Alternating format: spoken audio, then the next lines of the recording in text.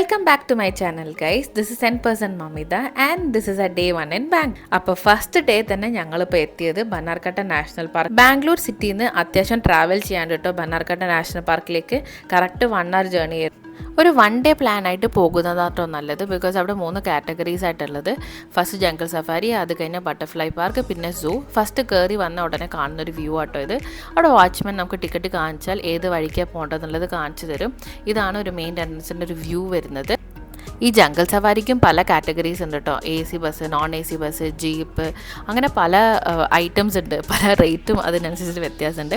അപ്പോൾ ഞങ്ങൾ ബുക്ക് ചെയ്തത് AC ബസ്സാണ്. അപ്പോൾ AC ബസ്സിൻ്റെ ലൈൻ ഇവിടെയാണ് നിൽക്കുന്നത്. അപ്പം സീറ്റിൻ്റെ അവൈലബിലിറ്റിയും ആളെ കൗണ്ടിനനുസരിച്ചിട്ട് അവർ ബസ് കാലിയാവുന്നതനുസരിച്ചിട്ടാട്ടോ നമ്മൾ ഉള്ളിലേക്ക് കയറ്റി വിടുക.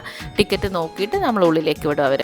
ഞാൻ ശരിക്കും ഭയങ്കര എക്സൈറ്റഡ് ആയിരുന്നു കേട്ടോ. ബിക്കോസ് ഒരു സൂവിൽ പോകുന്നത്, ആനിമൽസിനെ കാണുന്നത്, ശരിക്കും ഇത് സെലക്ട് ചെയ്തത് കാർഗിക്കും വിഹാനും വേണ്ടിയിട്ടാണ്. പക്ഷേ ആക്ച്വലി ഞാൻ തന്നെ ഭയങ്കര എക്സൈറ്റഡ് ആണ്. ബിക്കോസ് കുറേ കാലത്തിന് ശേഷമാണ് ഇങ്ങനൊരു ആനിമൽസിനെ കാണാൻ സൂവിൽ പോകുന്നത്. ഗാർഗിയും വിഹാൻ്റെയും കളി കാണാൻ തന്നെ പ്രത്യേക രസമാണ്. അവർ ചില നേരത്ത് ഭയങ്കര സ്നേഹിക്കും, അതേപോലെ അടിയുണ്ടാക്കും കേട്ടോ. അങ്ങനെയാണല്ലോ മക്കൾ. അപ്പം ഓരോരോ ലൈനായിട്ട് വിടുന്നുണ്ട്. നിങ്ങൾ ഈ കാണുന്നതാണ് നോൺ AC ബസ്സിൻ്റെ ലൈന് വരുന്നത്. ഇപ്പം ഞങ്ങളെ വിളിക്കാൻ വേണ്ടി ടിക്കറ്റ് കാണിച്ച് ഞങ്ങൾ ഉള്ളിലേക്ക് കയറ്റിയവരാണ്.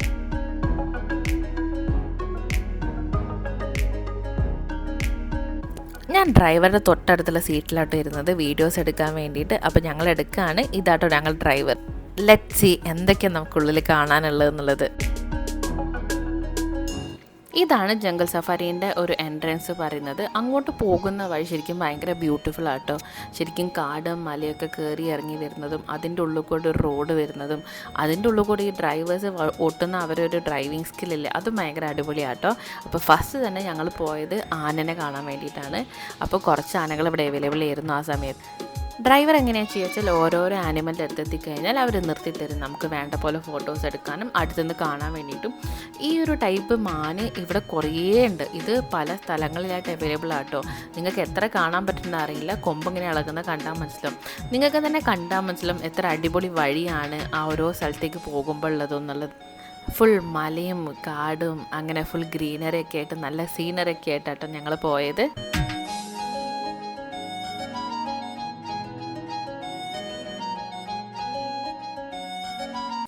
ഇങ്ങനെ ഓരോ ആനിമലിൻ്റെ അടുത്ത് എത്തുന്ന സമയത്ത് അവർ നിർത്തി തരും നമുക്ക്. എന്നിട്ട് ഫോട്ടോസും വീഡിയോസൊക്കെ എടുത്തിട്ട് പിന്നെ എടുക്കും വണ്ടി.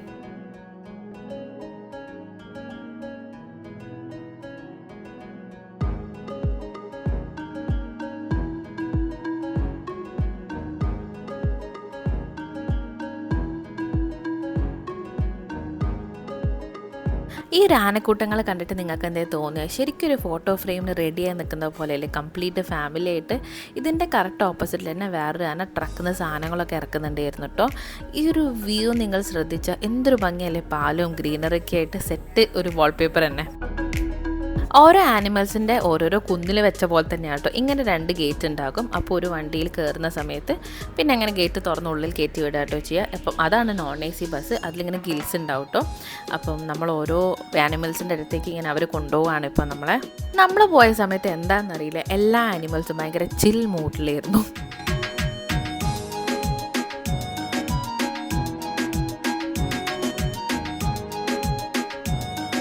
അപ്പോൾ ഇങ്ങനെയാണ് ഓരോ ആനിമൽസിന് അവർ വെച്ചത്. ഓരോരോ കുന്നിൽ പോയി കഴിഞ്ഞാൽ ഓരോരോ ആനിമൽസാണ് അവൈലബിൾ. ഇങ്ങനെ 2 ഗേറ്റാണ് കേട്ടോ.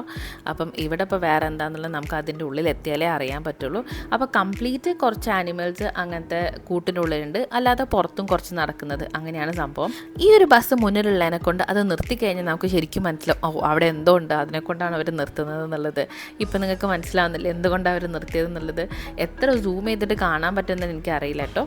അപ്പം ഇങ്ങനെയാണ് ഒരു ബസ് കയറി. പിന്നെ ഞങ്ങൾ ബസ് കയറി കഴിഞ്ഞിട്ട് അവർ ആ 2 ഗേറ്റും പൂട്ടും.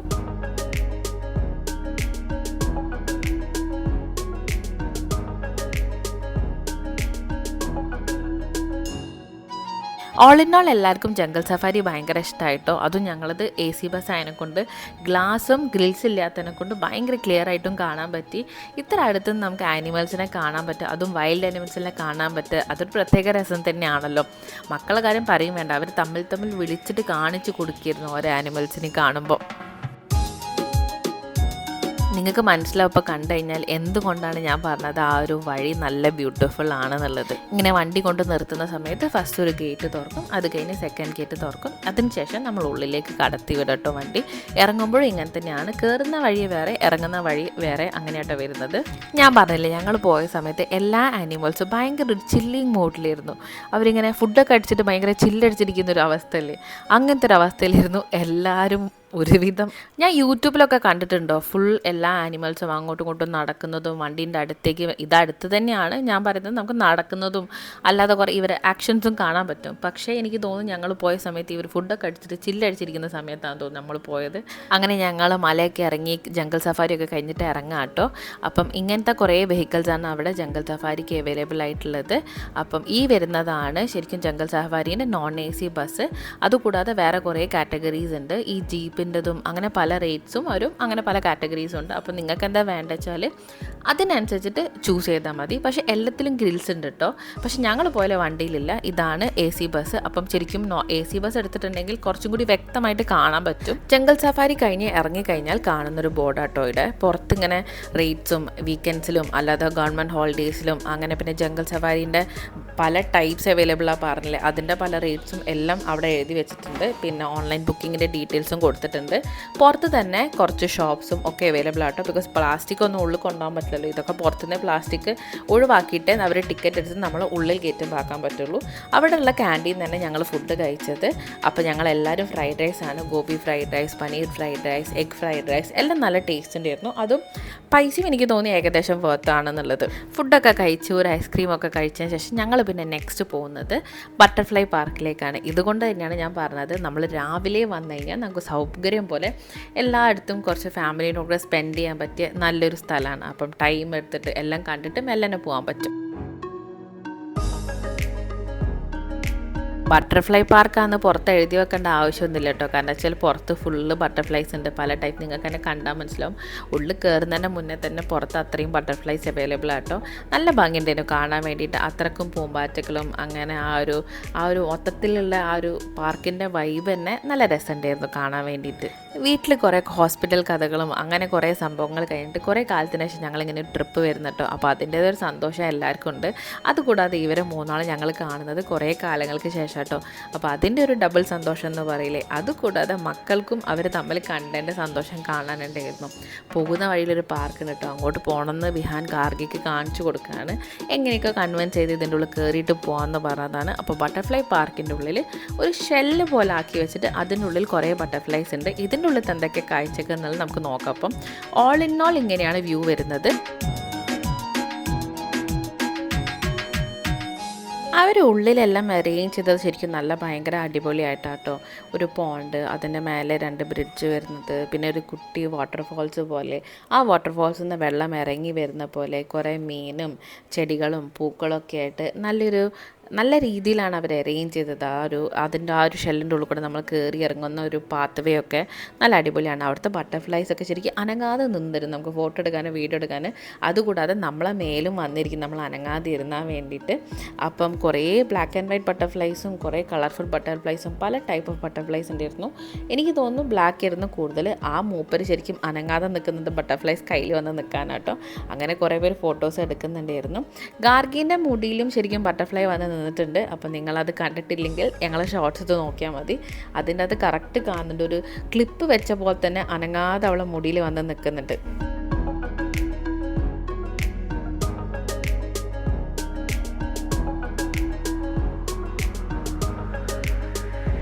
അത്രയധികം ബട്ടർഫ്ലൈസിനെ ഒരുമിച്ച് അതിൻ്റെ ഉള്ളിൽ കാണാൻ വേണ്ടിയിട്ട് ശരിക്കും നല്ല ഭംഗിയുണ്ടായിരുന്നു കേട്ടോ.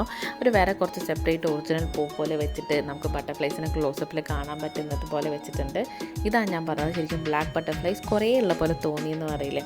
ശരിക്കും ദിവ്യ കൈ വെച്ച സമയത്ത് ഗാർഗിക്കും അങ്ങനെ തന്നെ വെക്കണമെന്ന് പറഞ്ഞിട്ട് വെക്കാൻ നോക്കിയതാണ്. പക്ഷേ ആളെ കൊണ്ട് വെച്ചപ്പോഴേക്കും പിന്നെ വേണ്ട പറഞ്ഞു പോന്നു കേട്ടോ. ബട്ടർഫ്ലൈ പാർക്കുന്ന ആ ഒരു ഷെല്ല് പോലത്തെ സാധനത്തിൽ നമ്മൾ ഇറങ്ങിക്കഴിഞ്ഞാൽ പുറത്ത് അവരിങ്ങനെ മ്യൂസിയം പോലെ വെച്ചിട്ടുണ്ട്. ബട്ടർഫ്ലൈസ്, അവരെ പേരും അങ്ങനെ പല സാധനങ്ങളും, വേറെ കൂടാതെ കുറച്ച് സ്പീഷീസും കുറച്ച് മീനും അങ്ങനെ കുറേ സംഭവങ്ങളായിട്ട് ഒരു മ്യൂസിയം പോലെ, ഒരു കുട്ടി മ്യൂസിയം പോലെ വെച്ചിട്ടുണ്ട്. മീനെ കണ്ടിട്ടുള്ള രണ്ടാളും ഒരു ഇളക്കാട്ടോ ഇതിപ്പോൾ കാണുന്നത് നിങ്ങൾ. മക്കൾക്ക് എപ്പോഴും ഈ മീനിനോടൊക്കെ ഒരു പ്രത്യേക കൗതുകം, ഒരു ഇഷ്ടമാണല്ലോ എപ്പോഴും.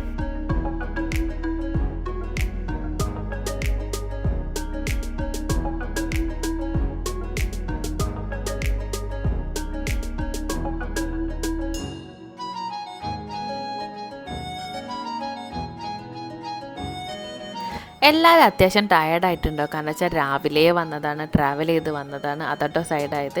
പോകുന്ന വഴിക്ക് ഞങ്ങൾ ചേരട്ടനെയും കണ്ട്. അവർ നാരൊക്കെ വെച്ച് സെറ്റപ്പിലാണ് വെച്ചത്, പക്ഷേ എന്നാലും കുറച്ച് വൃത്തിയായിട്ടിരുന്ന് കാണാൻ വേണ്ടിയിട്ട്. അങ്ങനെ പുറത്തിറങ്ങിയപ്പോൾ ഞങ്ങൾ കുറേ മൺപുറ്റും കണ്ട്. ഇത് നാട്ടിൽ കുറേ കാണാനുണ്ടായിരുന്നു പണ്ട്, ഇപ്പം ഉണ്ടോയെന്ന് എനിക്കറിയില്ല. ഇതിന് ശേഷം പോകുന്ന വഴിയിൽ തന്നെ പാർക്ക് ഉണ്ടല്ലോ, അപ്പോൾ പാർക്കിൽ പോകണം. നെക്സ്റ്റ് പാർക്ക് കയറി. ഈ പാർക്ക് കയറിയിട്ട് പാർക്കിൽ നിന്ന് തിരിച്ച് ഇറക്കുന്നതായിരുന്നു കഷ്ടപ്പാട്. എങ്ങനെയൊക്കെയോ എന്തൊക്കെയോ പറഞ്ഞിട്ടാണ് ഇവരെ തിരിച്ച് ഇവിടുന്ന് ഇറക്കി കൊണ്ടുവന്നത്. പക്ഷെ ഓൾ ഇൻ ഓൾ നല്ല ക്ലൈമറ്റ് ആയതിനെക്കൊണ്ട് അത്ര പ്രശ്നമില്ലായിരുന്നു കേട്ടോ. ലേശം ടയേർഡായിരുന്നു, പക്ഷെ കുറച്ച് ഇരുന്ന് കഴിഞ്ഞാൽ ശരിയാവുന്നതേ ഉള്ളൂ എന്ന് പറയില്ലേ.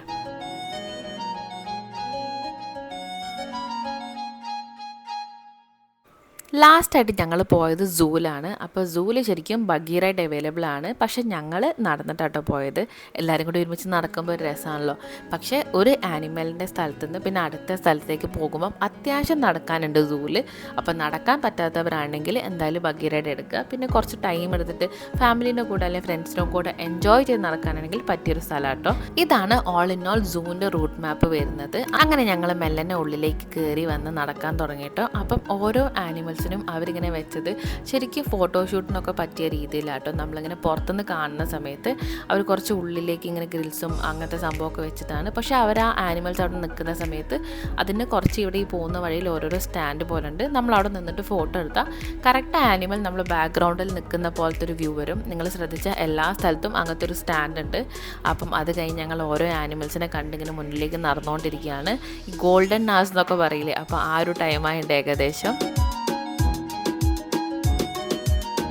വേറെ ഏത് ആനിമൽസിനെ വെച്ചതിനെക്കാട്ടും സൂല് ശരിക്കും ഭയങ്കര സെറ്റപ്പിൽ പൂട്ടി വെച്ചത് ഫോക്സിനെ കേട്ടോ. അത് കുറുക്കനായതിനെ കൊണ്ട് തന്നെയാണ് തോന്നുന്നു ഇവർ ഇത്രയും അടിപൊളിയായിട്ട് പൂട്ടി വെച്ചത്. അങ്ങനെ ഓരോ ആനിമൽസിനെ കണ്ട് ഞങ്ങൾ നടന്നുകൊണ്ടിരിക്കുകയാണ് ഇപ്പോൾ.